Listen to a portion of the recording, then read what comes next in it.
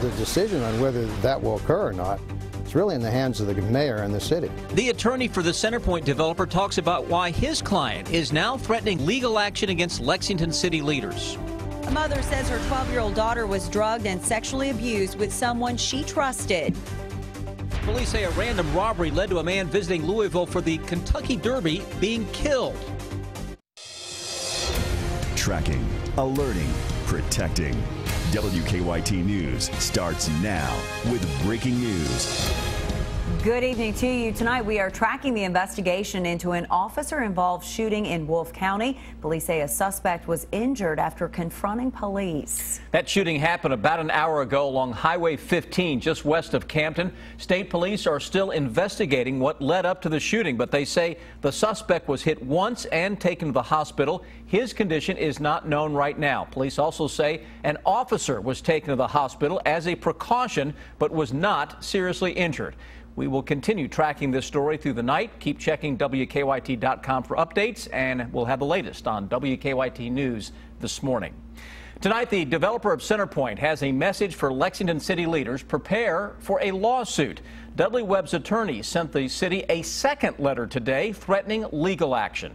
This stems from the city's request that Webb fill in the Centrepointe block and return it to a grassy field. City leaders claim there have not been any signs of construction lately. Tonight, Monique Blair talked to Dudley Webb's attorney. It's our top story at 11. Tonight, I talked to Richard Getty. He is representing Centrepointe Vertical LLC and says he hopes the city realizes the letter it wrote last week was a mistake. We've asked that they rescind the letter. This should never have happened. Getty says the letter demanding the developer restore the property back to its pre-existing condition should never have happened because it is delaying the progress of a project that was moving forward. Now, Getty tells me that 60 days prior to the city writing the letter to the developer telling them they had to restore this area to its original state, there was significant work being done to Centrepointe. Getty says the developer tries to keep the city informed on the work that's being done by having meetings each week discussing the progress of the project. Getty goes on to say the developer has the financing ready to move forward, a statement the public has often said they are tired of hearing. But Getty says it is simply that projects of this magnitude take time. This $180 million, $200 million project, you don't get one bank or one financing entity to finance the whole project. You get it financed different segments. Getty says the developer has no desire to go the route of litigation because that would slow this project down. The decision on whether that will occur or not is really in the hands of the mayor and the city. I reached out to the city's attorney tonight, Mason Miller. He told me the city did not wish to comment on this letter. In Lexington, Monique Blair, WKYT. When we looked into the status of the Centrepointe project a little more than 2 weeks ago, the Lexington Commissioner of Planning told us he was having regular meetings with the Centrepointe developers.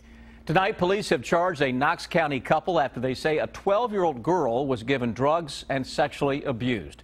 Barberville police arrested Arthur Vaughn and Faith Vaughn. Jordan Valines talked to the girl's mother tonight, who says she has a warning for other parents. Jordan is at the live desk now with a story that's new at 11. Jordan? Sam, that's right. The mother of the 12-year-old victim said around 4 a.m. Sunday she got a phone call saying that her daughter had been drugged and molested while visiting family members in Knox County. People always tell you something happens to you, go to a family member. How can you go to a family member when your family members are the one that does stuff to you? The victim's mother says what Arthur and Faith Vaughn did was force her daughter to smoke marijuana with Arthur while Faith was in the room. It's her family. It's supposed to be her blood that done this, you know, and allowed it to happen. According to the victim's mother, Faith and Arthur were Facebook messaging before and during the incident about what was going to happen next. They sat there and they talked about what they were going to do. She wanted to be involved. What they did, she says, is drug her daughter further. The doctors had told me they found large amounts of Xanax in my child's system. You drugged my child to be able to touch her. After the alleged drugging, My daughter was passed out. the arrest citation reads that around 4 a.m., the victim woke up as Arthur Vaughn was inappropriately touching her. They're going to pay for what they did. On Monday, the accused pled not guilty to charges of sexual abuse and unlawful transaction with a minor. But the victim's mother says this legal battle is far from over. I will never have full peace with it, but I will feel a lot better when I know that they're going to be in jail for a long time. Arthur Vaughn's preliminary hearing is set for next Tuesday at 11 a.m. At the live desk, Jordan Valines, WKYT. And Faith Vaughn is charged with unlawful transaction with a minor, second degree.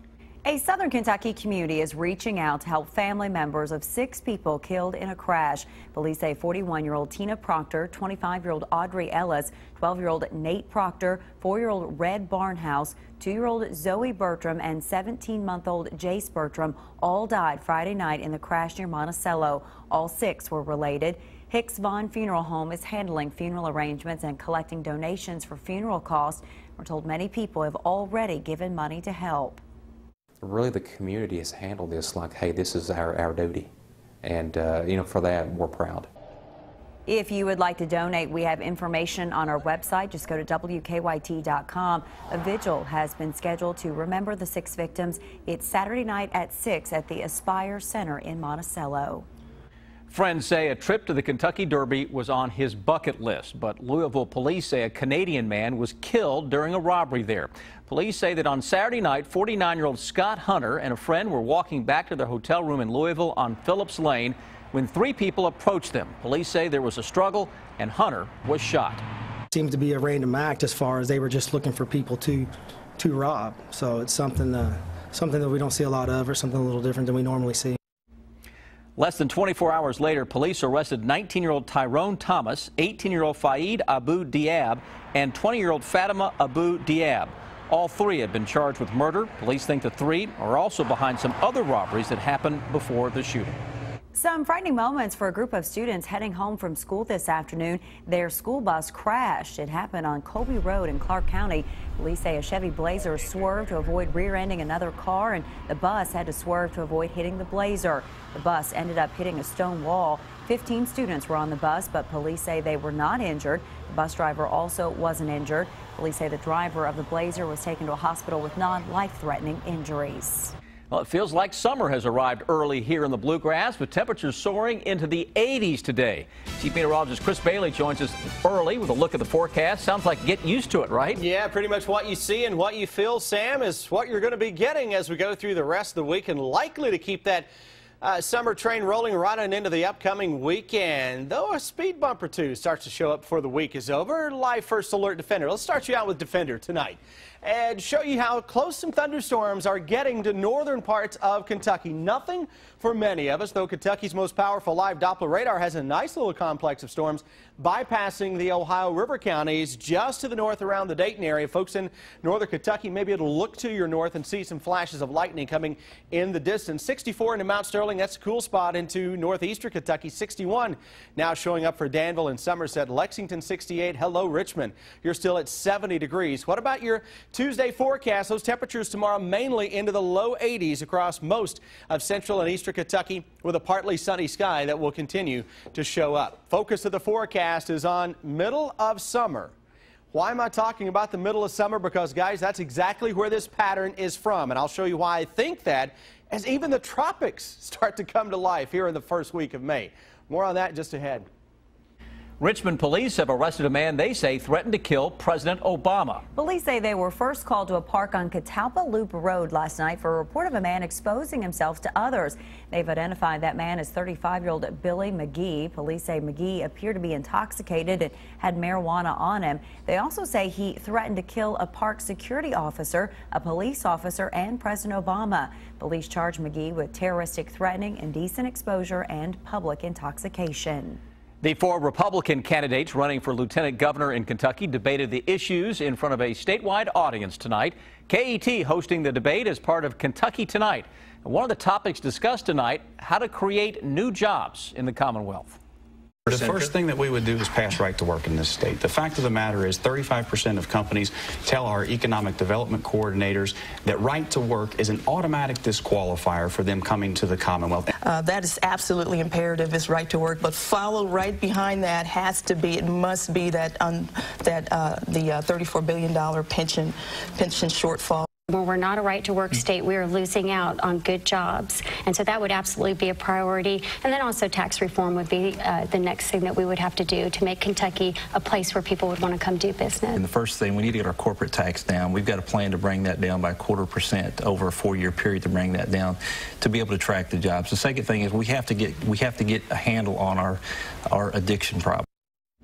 The primary election is just 2 weeks from tomorrow.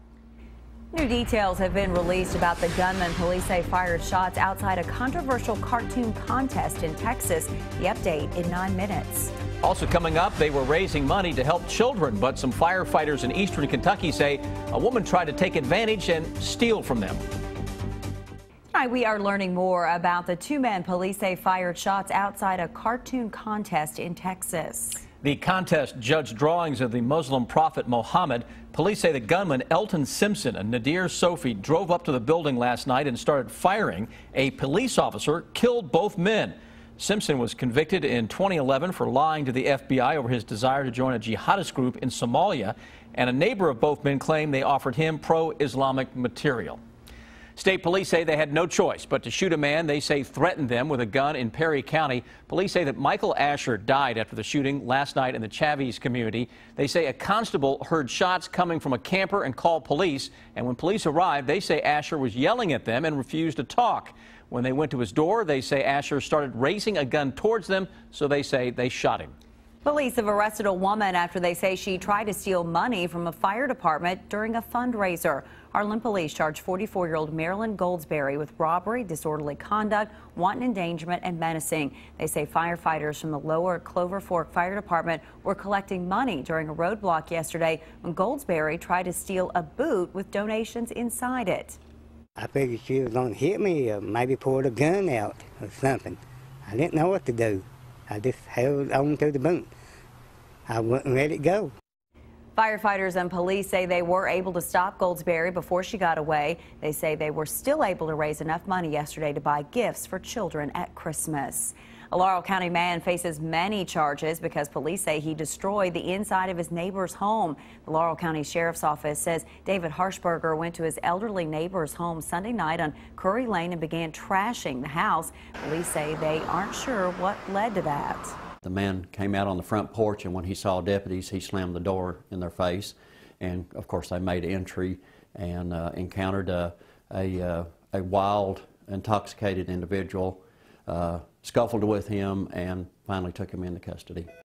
Police say Harshberger had to be carried to the police cruiser. He's been charged with disorderly conduct, criminal mischief, and resisting arrest.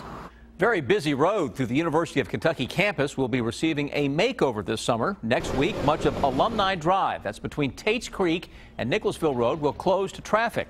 UK leaders say crews will install 2 roundabouts on Alumni Drive along with a bicycle lane and a walking lane. State leaders say this will make Alumni Drive safer and ease some of the traffic congestion. This new Alumni corridor is part of a modernized infrastructure that has been needed to accomplish what is going on here at the University of Kentucky. This stretch of Alumni Drive will reopen September 1st, just in time for the start of a new school year at UK. You will still be able to get to the Arboretum by using Tates Creek Road during all of the construction.